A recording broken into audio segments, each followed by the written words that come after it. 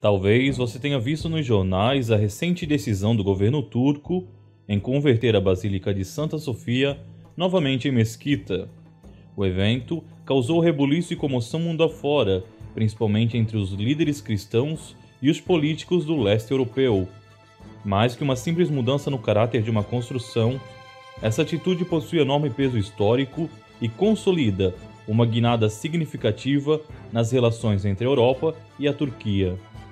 Mas para entendermos isso melhor, precisamos conhecer a queda de Constantinopla e do Império Bizantino. Só assim compreenderemos como a decisão de Erdogan afeta desde os russos até os alemães. Portanto, não deixe de assistir esse vídeo até o final. Se gostar, curte e compartilhe com seus amigos. Seu apoio é sempre essencial para o crescimento do nosso canal. Mas enfim, vamos ao que interessa.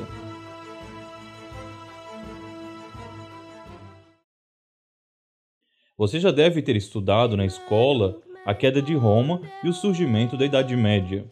Se não, saiba que o evento ocorreu no século V, através de um processo de migração das tribos bárbaras que culminou na tomada das regiões que antes pertenciam ao Império Romano. Esse, cada vez mais fraco e atormentado por disputas internas, pouco pôde fazer para resistir ao terrível processo.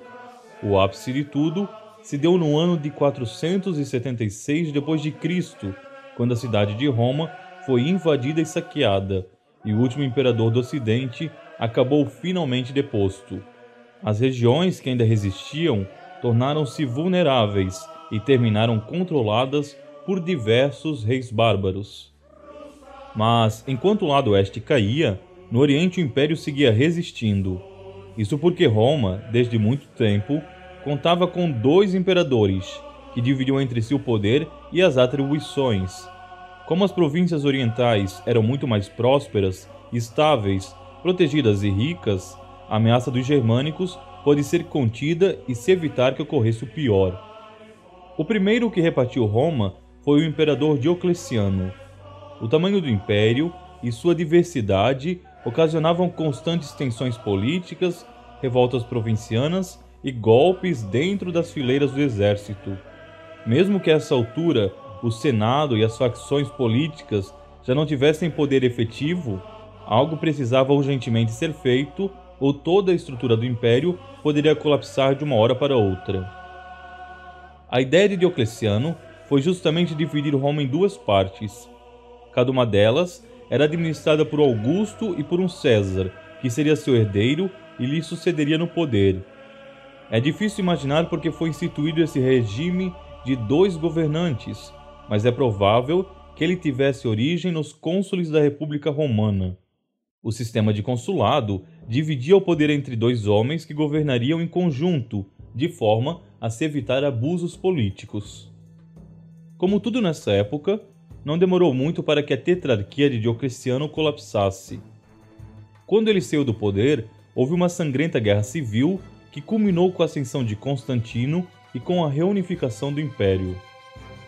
Constantino também foi responsável por outro processo importante, a cristianização de Roma.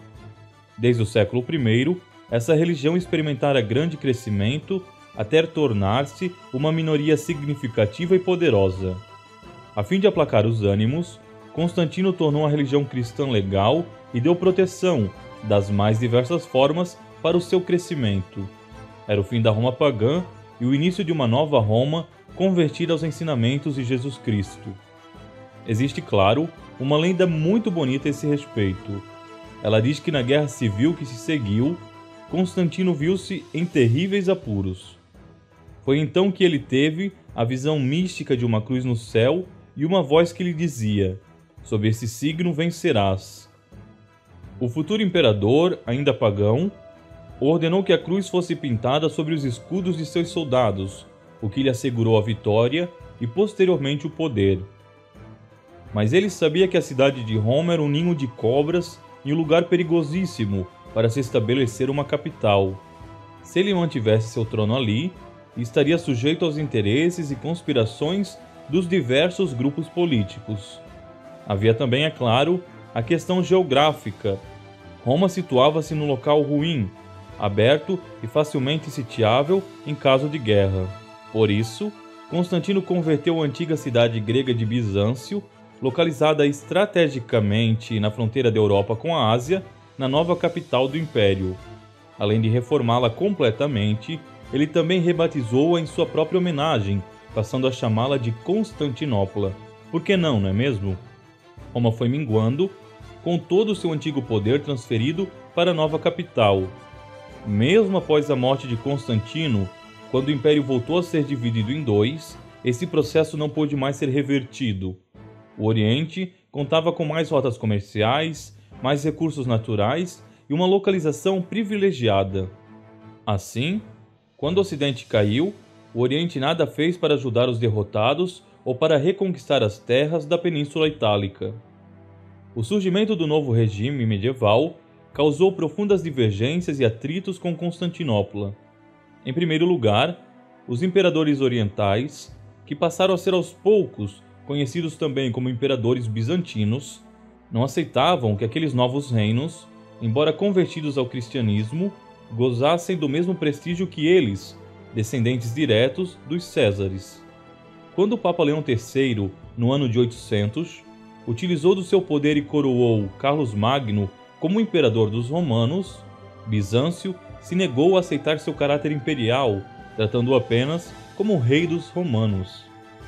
Se a política entre o Ocidente e o Oriente era azeda, no meio religioso as coisas não se distinguiam muito.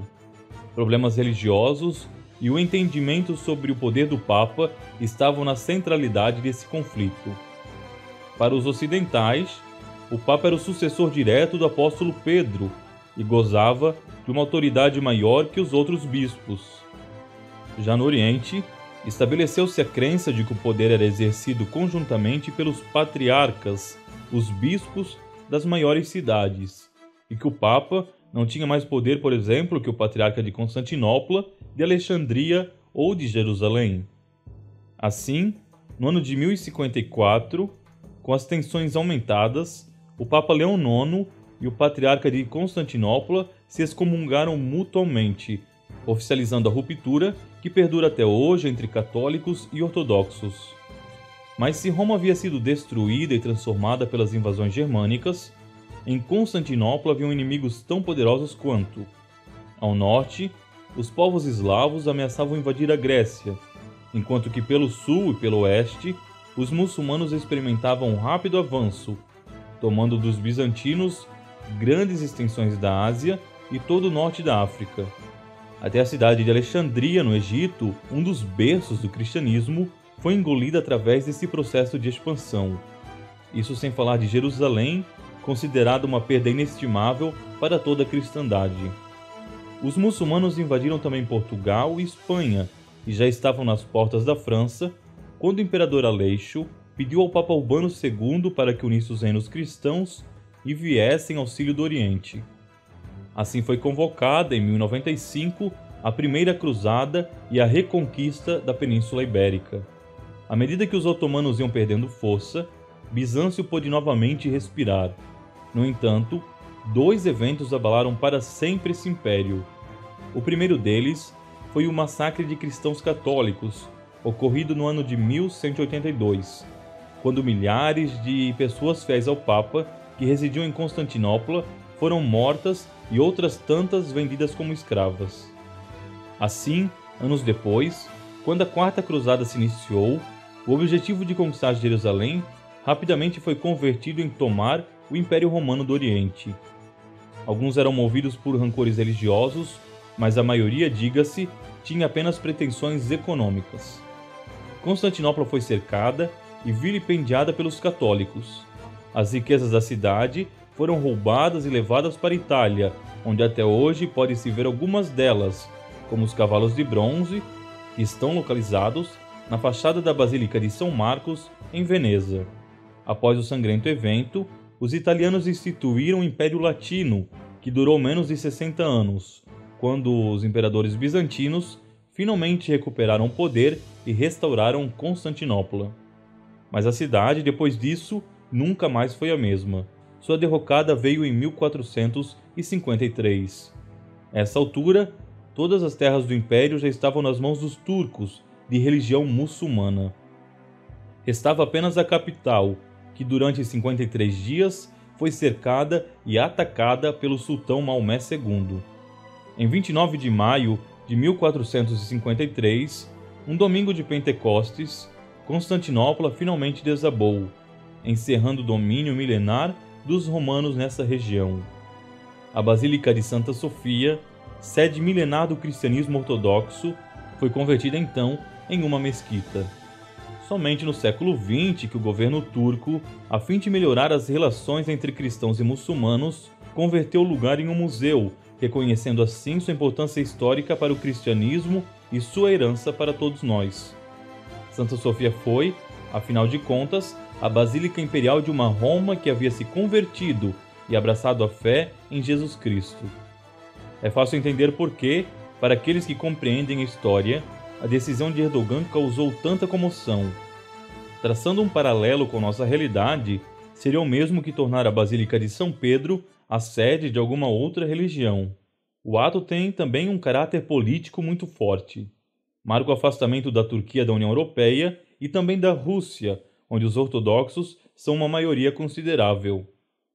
Há quem diga que o presidente turco pretenda restabelecer um califado ou restaurar a glória do antigo Império Otomano. É pouco provável que ele consiga realmente isso. Mas me diga, coisas impossíveis alguma vez impediram loucos com poder de agir? E o que você achou desse vídeo? Comente para que possamos saber e trazer mais conteúdo para você. Também deixe a sua curtida e compartilhe com seus amigos. Até mais, se Deus quiser.